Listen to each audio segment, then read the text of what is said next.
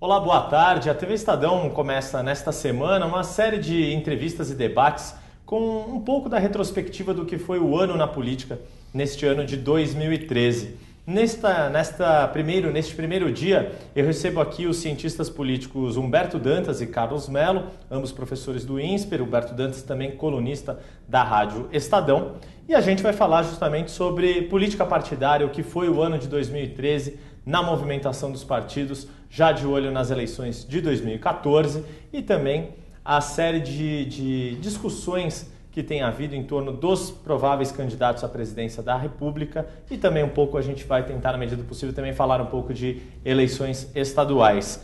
Bom, senhores, a gente estava antes aqui começando a preparar esse programa. Na verdade, o ano de 2013 para a política começou ali no fim de 2012, quando o primeiro partido começa a colocar qual vai ser o seu nome para a disputa da presidência, quando Fernando Henrique Cardoso, em dezembro do ano passado, disse que Aécio Neves é a vez de Aécio. Aécio Neves vem trabalhando ao longo deste ano para ser o candidato do PSDB à presidência da República. Em maio, ele foi eleito presidente nacional do PSDB, mas ainda, vocês acham que ele já conseguiu essa tarefa hercúlea de unificar o PSDB em torno do seu nome, da sua candidatura? Olha, eu acho que nem Hércules, nem Zeus, né? Nem Hercúleo, nem... Porque é muito difícil. O presidente Fernando Henrique fez esse movimento em dezembro de 2012 porque ele precisava realmente remover vários escombros, né? Tinham 12 trabalhos muito complicados ali de Hércules mesmo, né? O primeiro deles era convencer que o ex-governador Serra, mesmo sendo derrotado pela segunda vez, né, por figuras que não eram tão expressivas da política, como o presidente Dilma, como o prefeito Haddad, mesmo assim, ele ainda se colocava como um candidato. Tanto que ele sempre faz questão no seu discurso em que aceita a derrota, dizer até já e não até logo. Né? Então era necessário, o presidente Fernando Henrique adiantou um pouco esse processo, mas o PSDB ainda patina em torno disso e qualquer analista minimamente previdente ainda não pode afirmar com todas as letras que o candidato será o Aécio. Parece que será, mas temos ainda algum chão pela frente. É por aí o caminho, Dantas? Está quase lá, mas ainda não está lá? Ainda não está lá. Se está quase lá, eu não vou saber responder para vocês. Ainda não está lá. Mesmo porque existem pessoas dentro do PSDB que ainda se manifestam dizendo que o candidato será José Serra. Né? Então esse é um grande problema. Né? Não são pessoas que vêm a público dizer isso, mas nos bastidores tem dito que será dessa maneira. O Aécio tem aparecido mais do que aparecia em outrora, tem feito um discurso, talvez por vezes até mais incisivo do que fazia em relação às críticas que tem ao governo do Partido dos Trabalhadores. Desistiu um pouco de uma coisa muito claramente pós-Lula para fazer algumas críticas em relação ao governo Dilma. E lembremos que esse evento de dezembro de 2012 foi um evento do Instituto Teotônio Vilela, da escola do PSDB, de formação política do PSDB, da Fundação de Formação Política do PSDB, em que praticamente todos os prefeitos eleitos nacionalmente estavam ali para debates e discussões com especialistas, professores, etc. Então foi um momento bastante oportuno de tentar trazer a base local do partido para dentro dessa ideia da campanha do Aécio Neves, onde discursaram Fernando Henrique Cardoso, Tasso Gereissati e Sérgio Guerra, até então presidente da legenda. Então, agora, mesmo com todo esse demonstrativo de força, ainda não é possível dizer com 100% de certeza, e talvez este não dizer pode atrapalhar um pouco os planos do partido no longo prazo. Quanto dessa não confirmação dessa certeza é do PSDB e o quanto disso é da figura de Aécio Neves? Digo isso porque a gente mesmo, o Estadão publicou um perfil dele neste fim de semana e está colocada essa questão. A gente sabe disso, que mesmo ainda hoje dentro do PSDB há certas desconfianças em relação à vida pessoal dele, conciliar isso com a vida que a vida pública exige. E ele próprio reconhece isso e diz, olha, o que está colocado é que eu sou uma pessoa que sabe viver, sou uma pessoa alegre, feliz. E é óbvio que os críticos vão fazer disso, vão torcer a ideia para ser uma coisa negativa e não positiva. Que análise que vocês fazem desse aspecto em específico? A figura de Aécio Neves, o quanto ele inspira confiança dentro do PSDB para ser o candidato do partido à presidência da República? O Aécio é uma figura que ainda está para ser melhor conhecida e melhor compreendida, né? Apesar de já estar há tanto tempo, né, no cenário político, desde da ascensão e ocaso do avô, né, quando ele aparecia ali como um Aécinho. Né, ele teve protagonismo no governo Fernando Henrique, como presidente da Câmara. Presidente da Câmara, tudo e mesmo assim. Na verdade, se tem uma expectativa em relação ao Aécio, que ele tivesse herdado a sagacidade, a esperteza política do avô, né? E com essa herança toda fosse capaz de alguma forma, de viabilizar o seu projeto, né? Não tem sido assim, né? Ele não tem demonstrado essa habilidade. Quem o conhece de perto diz que ele é uma figura bastante ardilosa, que sabe trabalhar nos bastidores, sim, mas isso não tem sido suficiente para resolver os problemas do PSDB, porque os problemas do PSDB são problemas sérios, né? Há essa questão toda da vida pessoal dele, que ele mesmo diz, olha, não tem mal nenhum em ser feliz, eu sou feliz e tudo mais, mas é claro que estilos de vida podem ser contrapostos, colocados aí, eu acho que não deveria, mas é da política, né? Mas também, além de Serra, do seu estilo de vida, eu também acho que teve um fato novo em 2013, que foi a presença e o lugar que o Eduardo Campos acabou ocupando, né? Eu acho que o Eduardo Campos também, no movimento que ele faz, ele acaba ocupando um espaço do Aécio. De certa forma, ele acaba canibalizando ali um pouco daquilo que seria uma base social do Aécio, né? Talvez o Eduardo tenha ocupado um espaço ali de centro-esquerda, né? De centro mais para a esquerda, um pouco mais à esquerda do que o PSDB vinha nas campanhas anteriores, que deixa o Aécio meio deslocado. Então parece haver um espaço mais à direita que o Aécio não cabe. Não se sente confortável nesse espaço? E nesse sentido não falta quem venha a sugerir, né, que esse espaço venha a ser ocupado por quem vem ocupando ultimamente, que seria o José Serra. Então acho que esses fatores todos, e eu não desprezaria para enfatizar o surgimento da candidatura do Eduardo Campos como um fato relevante, também no sentido de complicar esse processo do Aécio. Dantas, o que você acha? É por aí esse caminho, essa ocupação de espaço à direita? O PSDB tem uma certa dificuldade de se assumir nesse espaço de direita, até porque nasceu como um partido de social-democrata, de centro-esquerda. É complicado. Talvez isso esteja até no cerne ali dessas dificuldades que o PSDB encontra nesse papel de oposição, né? A questão é que no que diz respeito a ocupar o espaço, o PSDB foi empurrado para esse espaço, né? E isso desde 2002 de maneira muito clara. Quer dizer, em 2002 você tinha 3 candidatos, a despeito do discurso, mas vamos pensar nas legendas, né? A gente teve 4 candidaturas que podem ser consideradas grandes em 2002, 3 delas por partidos, em termos de nomenclatura, de ideia tal, fortemente de esquerda, né? Que era só para relembrar, né? Ciro Lula, Gomes, PPS, o Antônio Garotinho pelo PSB e o Lula pelo PT. E o Lula pelo PT. E o Serra talvez tivesse um discurso muito fortemente, claramente classificável à esquerda, porque precisava se deslocar, ou queria, ou desejava se deslocar do governo Fernando Henrique, e o Lula tinha um discurso talvez não tão à esquerda, porque queria convencer uma classe de eleitores a aderir à sua campanha, enfim, foi mais ou menos isso que aconteceu, colocou o PL como vice, coisas dessa natureza. Mas a despeito dessa situação, acabou empurrando a candidatura do PSDB mais à direita. E esse espaço vem sendo ocupado. Foi ocupado em 2006 pelo Geraldo Alckmin e foi ocupado em 2010 pelo José Serra. Inclusive em 2010, com discursos menos ligados a políticas públicas, mas mais ligados a questões de valores dentro da sociedade. De comportamento, questões mais comportamentais, etc., o PSDB acabou se posicionando muito fortemente nesse discurso, e é um discurso que tem pego de maneira muito clara em São Paulo. Depois que o PSDB isolou o malufismo, ou que o malufismo se tornou algo muito pouco razoável em São Paulo, e o PSDB ocupou esse espaço à direita, o PSDB se acostumou a tomar esse eleitorado para si, né, e acabou isolando o PT também mais à esquerda. No caso de São Paulo, a esquerda isolada, no caso do Brasil, a direita isolada, né? Agora, é claro que a gente pode ter reviravoltas, claro que a gente pode ter novos discursos, novas formas de se compreender, campanhas tentando pregar esse tipo de situação, mas aí eu concordo bastante com o Carlos Mello, porque a gente tem essa ideia de que o Eduardo Campos se coloca entre uma coisa e outra e acaba tomando um espaço que talvez seja muito caro ao PSDB, porque o PSDB já não tem mais um espaço tão expressivo quanto tinha outrora.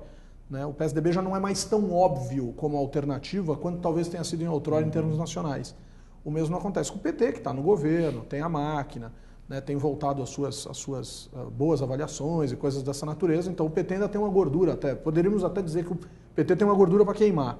O PSDB já estava andando um pouco no limite, né? Tanto que é verdade que os dois partidos têm disputado um apoio frágil, que é o apoio do PPS. Né? Quando dois e que partidos... nessa o Eduardo Campos já começou a levar melhor. E ainda quando o PPS vive uma noiva cortejada, é porque alguma coisa está errada para quem está de fora da festa. Foi muito mais pelo simbolismo não tem mulher na festa, do que pelo tempo de TV. Por exemplo, um partido de 7 deputados federais tem coisa de segundos de campanha de TV. Então, de fato, não é por esse grande patrimônio eleitoral que os partidos têm, que é o tempo de TV, e sim pelo simbolismo de veio para mim, não foi para ele. Exatamente. Né? E nisso Eduardo Campos saiu na frente. Um partido que sonhava em se aliar com o PMN para formar um MD. E nem isso foi possível. Quer dizer, que ia sair de 7 deputados para ir para quantos? 11? 10? Era para 12, 9. 13. Aí o Eduardo também. O Eduardo teve uma sorte grande, porque aí parece que talvez ele seja o neto que tenha herdado, né, características mais... Porque, veja, quando a Marina começa a ter problemas com o seu partido, quando o Congresso começa a sinalizar que poderia prejudicá-la com uma legislação que impedisse transferências partidárias e tudo mais, ele foi um senador do PSB, por orientação dele, que vai lá e entra no Supremo. O senador Rodrigo Hollenberg que entrou com aquela ação no Supremo. Ou seja, ele se adianta, ele se antecipa. Quando o partido da Marina não se viabiliza, né, por questões de organização, né, não da lei, não se viabiliza, ele acaba tendo ali o resgate de uma dívida de gratidão. Não é? Então, ele acaba ocupando um espaço que está ali no centro do Aécio, ele acaba canibalizando o Aécio, ocupa um espaço, aos poucos, ainda não conseguiu se consolidar, mas que viria pela Marina e entra no eleitorado do PT também, de certa forma. Não é? Dizendo assim, nós poderíamos afirmar, não, então o grande favorito para essa eleição é o Eduardo Campos? Claro que não, o grande favorito para a eleição é a Dilma. Agora, ele tem muita possibilidade de crescer. Ouvindo a tua descrição, Melo, e aí vou colocar o Dantas para ver se é isso mesmo, parece ser uma combinação dos dois valores que Maquiavel coloca, né? Da virtude e a fortuna. Quer dizer, Eduardo Campos tem a sua virtude de saber fazer os movimentos certos e conseguiu ter essa conjuntura favorável. Precisa juntar e continuar isso. Eu escrevi um artigo no Estadão que eu terminava dizendo isso. Não se dá fortuna para um homem de virtude. Né? Então, os partidos todos, de certa forma, têm errado, né, de tal modo que o Eduardo vem colhendo, né, vitórias a partir dos erros dos seus adversários. Eu acho que há ali uma consistência a se verificar ainda, se esse negócio vai em frente e tudo mais. Acho que não dá para se precipitar, mas 2013, se você for pegar alguém que sai vitorioso desse processo, é Eduardo Campos. Nós não sabemos se será vitorioso em 2014, que é o que interessa, mas 2013... Mas aí dá para dizer, então, que é ele o candidato ou não necessariamente, Dantas? A mesma pergunta em relação ao Oeste. A casa, vamos pensar em termos lógicos, né? Quer dizer, a casa é dele. Né? Então, se não for ele, muito provavelmente não será por uma decisão mais dele do que propriamente de outros fatores. E claro que esta decisão dele de não ser, claro que pode passar por uma avaliação do potencial de Marina Silva ou da sua falta de potencial. Tudo isso pode ocorrer. Aí restaria saber o que seria do senador, eu já dei a minha resposta, né? Do governador Eduardo Campos, quer dizer, provável o quê? Uma vaga no Senado? Ele, como vice de Marina Silva, acho muito pouco provável, mas porque perderia uma força importante, deixaria de ocupar um espaço relevante em Pernambuco, por exemplo, ele teria garantido para si, ou muito provavelmente teria garantido para si, uma vaga de senador, né, que é importante. Né? Marina hoje, ela não teria garantido para si nada em termos de vitória, em quadro algum, que não fosse essa tentativa de ser candidata à presidência da República, sempre resgatando a ideia de que ela teve 20 milhões de votos em 2010. Só que as pesquisas que são feitas no interior destes grupos partidários mostram que não é possível definir com a mais absoluta clareza que foram 20 milhões de votos em Marina Silva. Foram 20 milhões de votos em Marina Silva, foram 20 milhões de votos no Partido Verde. Foram 20 milhões de votos na terceira via, num cansaço em relação a voto de protesto, aquela polarização, o voto de protesto. Quer dizer, o capital político de Marina Silva não necessariamente são 20 milhões de votos em 2010, né? E é imensurável, é impossível de medir o quanto que é dela, né? E ela é quem mais tem oscilado ao longo desse ano, principalmente após as manifestações. Ela chegou a cravar 26% na pesquisa em meio às manifestações e tem caído de forma bastante significativa nas últimas pesquisas, principalmente porque definiu-se um cenário em que talvez ela não estivesse dentro, etc. Mas ela é a pessoa que mais oscila nesse cenário todo, quer dizer... Então embora ainda hoje, pelas pesquisas, seja ela a única em condições agora, neste momento, de forçar um segundo turno. Quando ela está colocada nos cenários de pesquisa de intenção de voto, aí sim tem esse segundo turno, senão Dilma acabaria levando no primeiro turno, claro, no atual momento, sem campanha na rua, sem propaganda de TV, que pode viabilizar muito mais tanto a Aécio Neves quanto o Eduardo Campos, fazê-los de fato mais conhecidos nacionalmente, né? Eu acho que a gente tem que olhar para essa eleição como um jogo que não está só circunscrito a 2014, né? Tem muita visão estratégica em relação a 2018, né? Por quê? Porque é um ano de reeleição, a reeleição normalmente favorece os candidatos à reeleição, né? Raramente um candidato à reeleição perde, embora a Marta Suplicy tenha conseguido isso em São Paulo, mas é raro isso ocorrer. Então, uma maior possibilidade, uma probabilidade, né, é da presidente Dilma ganhar. E esses candidatos sabem disso, né? Não que vão disputar 2014 para perder, mas sabem disso. Então, eles também estão olhando na possibilidade de apontar para 2018. Nesse sentido, mesmo que seja para perder, é interessante, tanto para Eduardo Campos quanto a Aécio, serem candidatos em 14, para acumular para 18. Então, mesmo nessa perspectiva, olha, mas a Marina está mais bem situada, então ela pode ser a candidata. Olha, só se for muito forte, só se for para ela ganhar a de mesma fato, vitória. se ela tiver uma chance porque se for para perder, estrategicamente o PSB, né, porque não é um partido só, é a rede e o PSB, só que o PSB é que tem o cartório. Né? Para o PSB, quer dizer, dá a chance da Marina se colocar para 18 e deixar o seu quadro. Sendo né? que ela própria já disse que está numa filiação temporária, de fato. Não faz o menor sentido. Não é? Não faz Esse é um jeito novo de fazer política. A filiação temporária, né? Não faz sentido. Né? Então, a não ser que eles tenham fechado mesmo um projeto, uma coisa, que também não deu tempo disso ocorrer, ainda não se estabeleceu entre o PSB e a rede uma sintonia, uma identidade tão grande que você possa falar assim, não, há um projeto ali. Não há um projeto. Há um projeto de candidatura, né, para ir ou não para o segundo turno. Agora, há visões, há projetos estratégicos para 18 que simplesmente retirar o Eduardo para colocar a Marina, para que a Marina se viabilize para 18 e não ele? Não faz muito sentido. Mesmo porque o plano de 18... Existia um plano no qual ele não acreditou, e corretamente não acreditou, porque é muito incerto, né, de ser ele o candidato do governo em 18, né, que é uma promessa do secretário Gilberto Carvalho, que tem falado muito nisso. O próprio Lula havia ventilado essa possibilidade.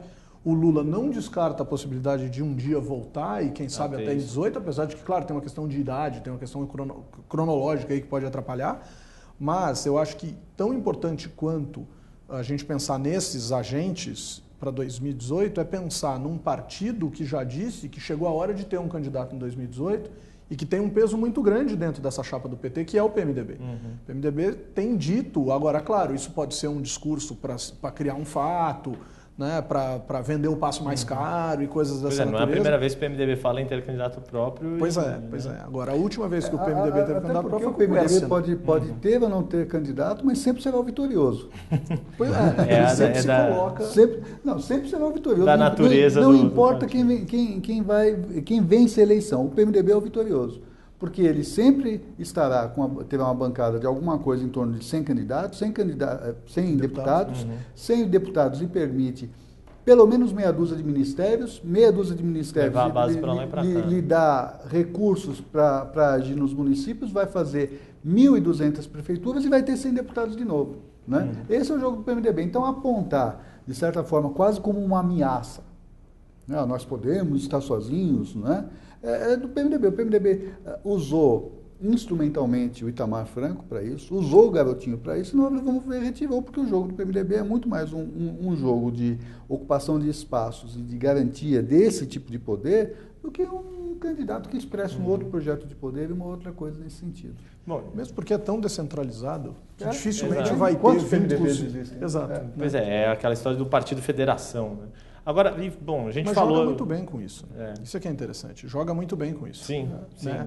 E talvez seja isso, desculpe interromper, Yuri, mas talvez seja isso que faça com que PT e PMDB se entendam em determinado sentido no que diz respeito à possibilidade de estarem juntos, sobretudo eleitoralmente. Como o PT é um partido significativamente centralizado e vertical e o PMDB é um partido significativamente descentralizado e horizontal, eles formam uma cruz que permite que eles trabalhem.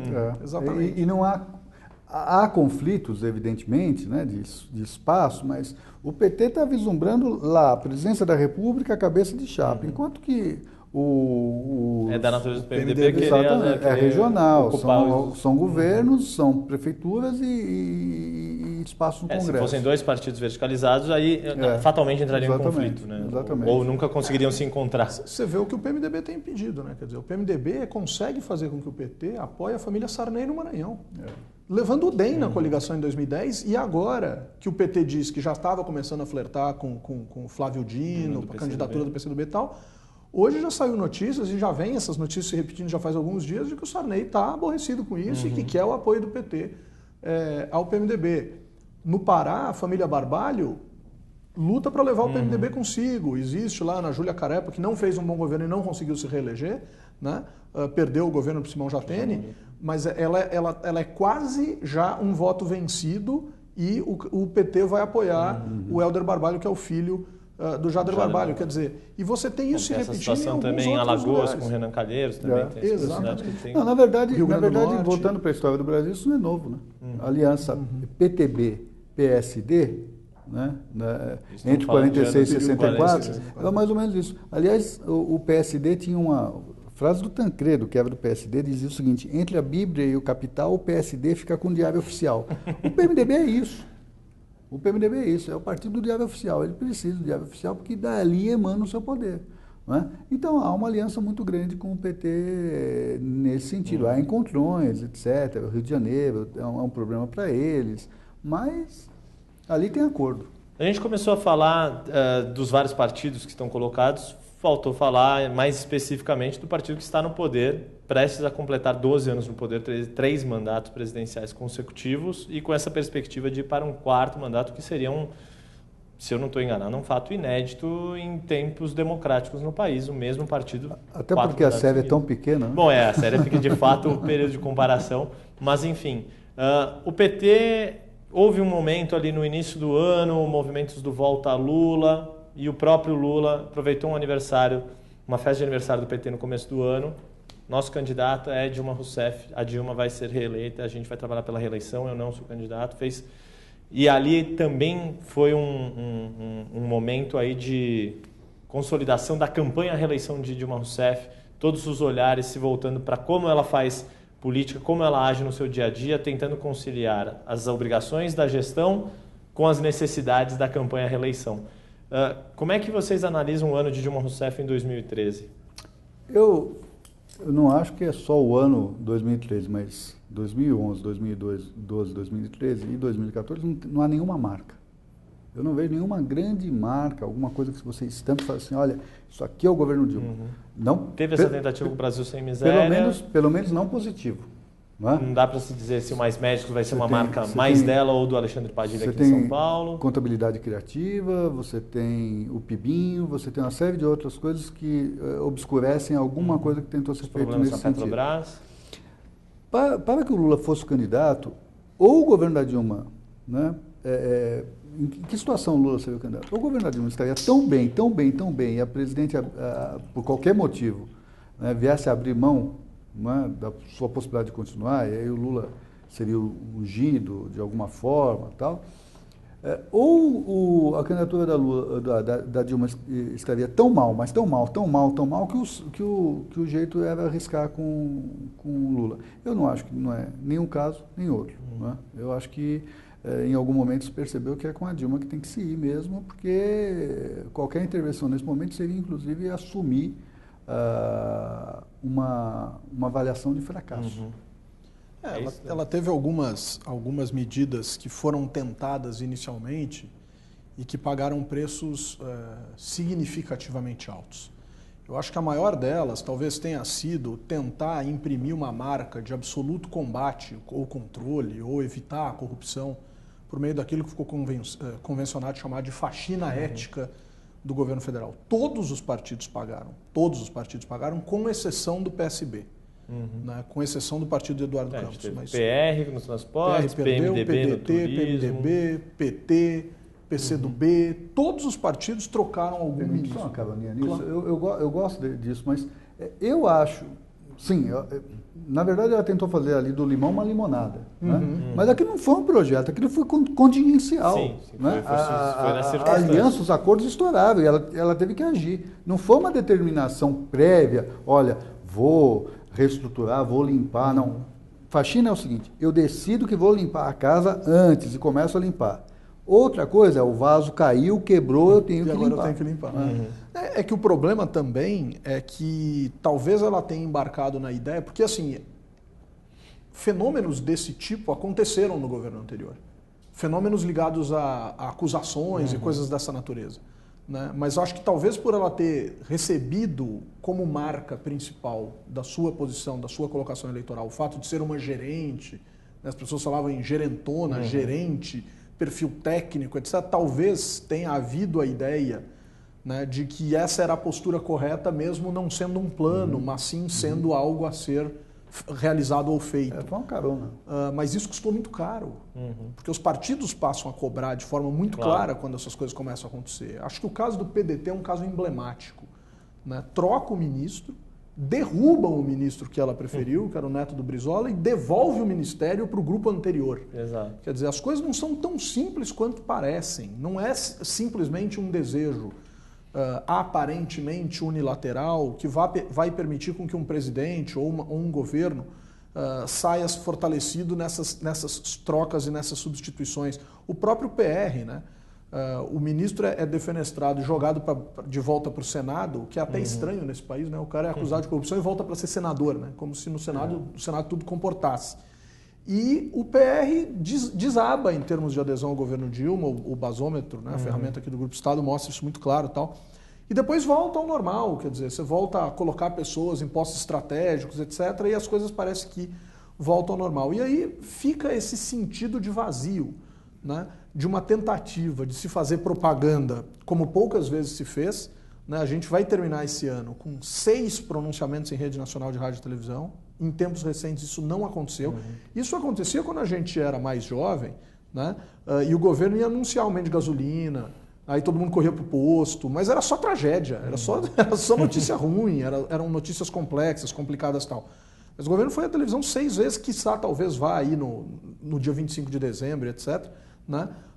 O próprio marqueteiro prometendo que pós-manifestações voltaríamos, né, a ver Dilma em patamares elevados de aprovação, mas é um governo que a gente tem a sensação de que fala muito sozinho, né, talvez até mesmo por essas fragilidades da oposição que a gente tenha colocado aqui no começo.